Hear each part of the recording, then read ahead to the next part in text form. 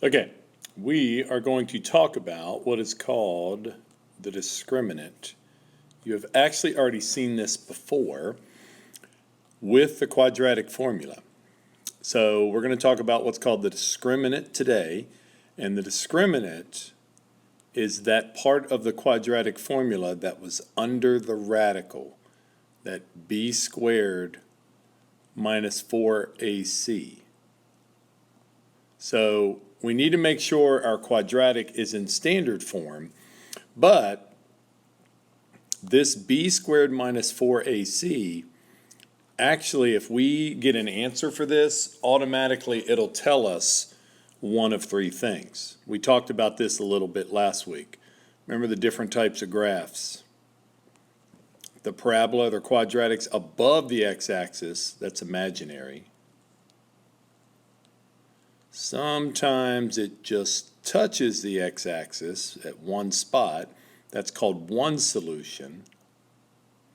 And sometimes it touches it twice, and that's two solutions. But we also noticed last week that sometimes we had really good numbers here, like perfect rational numbers, like 4 or -3. And then other times we had long drawn out decimals. So sometimes you get rational numbers and sometimes you get irrational numbers. This was imaginary. I called that one the Scooby-Doo roller coaster. That means you must have gotten a negative inside of that square root. This is one solution. What that means is you must have gotten 0 inside the radical, because the square root of 0 is 0. This means you must have gotten a positive number as your discriminant, or the number inside the radical.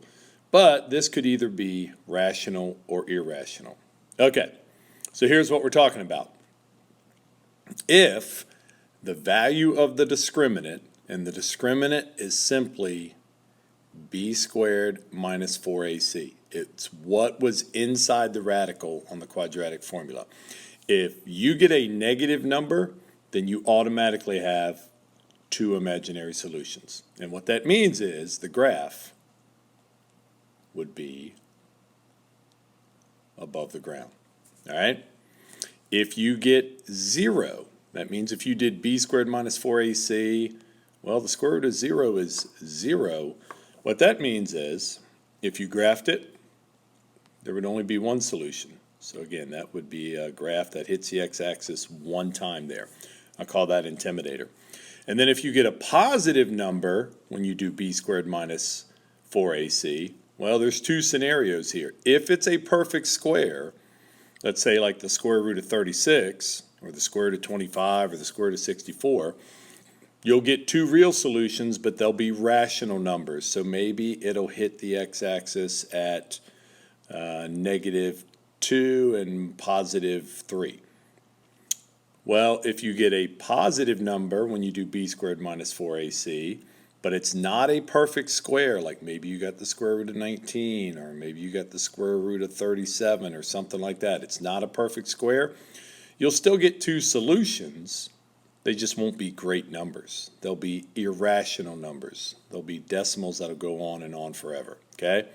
Okay, so all we're going to do this week is just talk about the discriminant. It's pretty simple, and all you need to do is make sure that your quadratic is in standard form, which in this case it is, and identify the a, the b, and the c.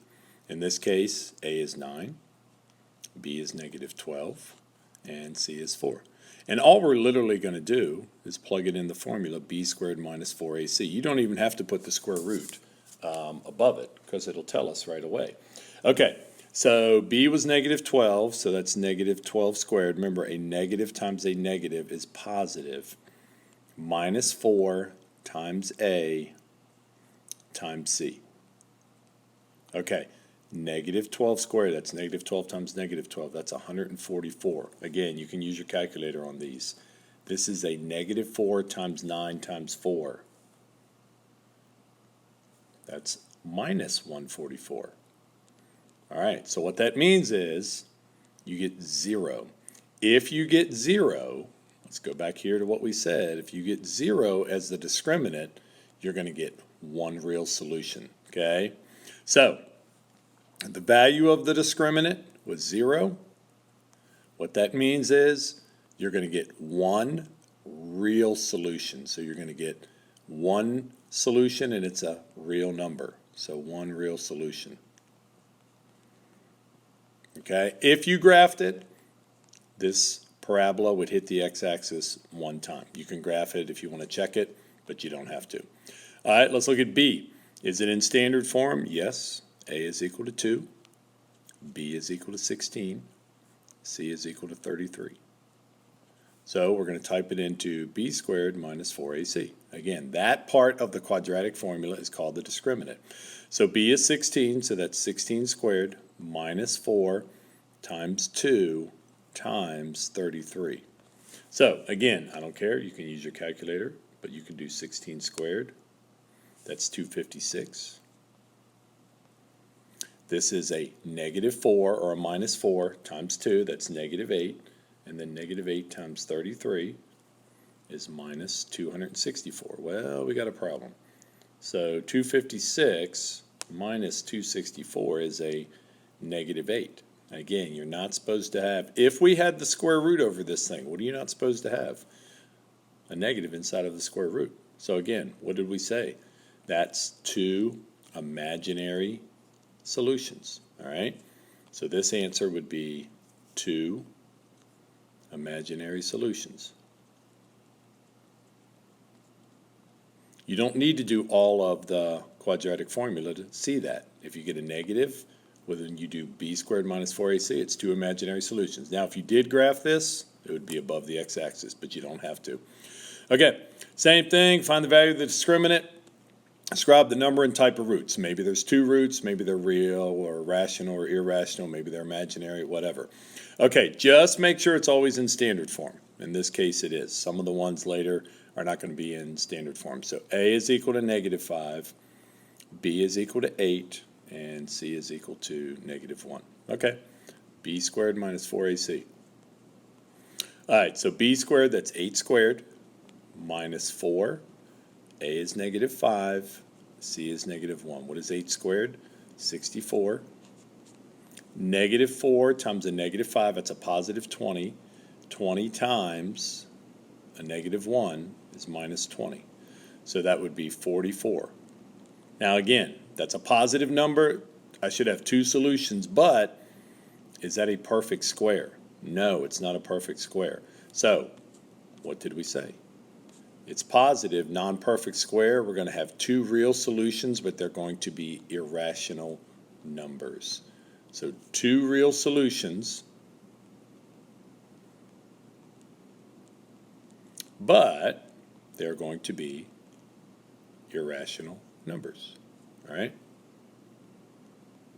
And that's all you're saying. All right? Now, if you did graph it, it should hit the x-axis twice. It's just not going to hit it at good numbers. If you find where it hits it, it's just going to be decimals that go on and on forever. All right?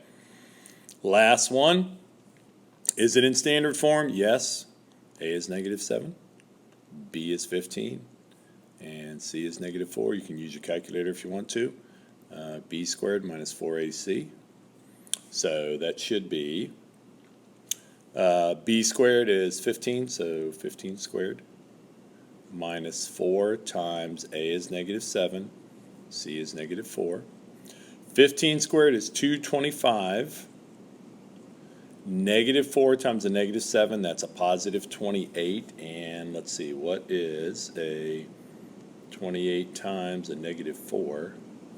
That's minus 112. Okay, so I'm going to do 225 minus 112. I get 113. Again, is 113 a perfect square? No, so it's just like the previous example here. So 2 real solutions, but they're going to be irrational numbers. You can graph it if you want to, but that's what it's going to look like. Okay? All right, that's it. That's pretty simple. I think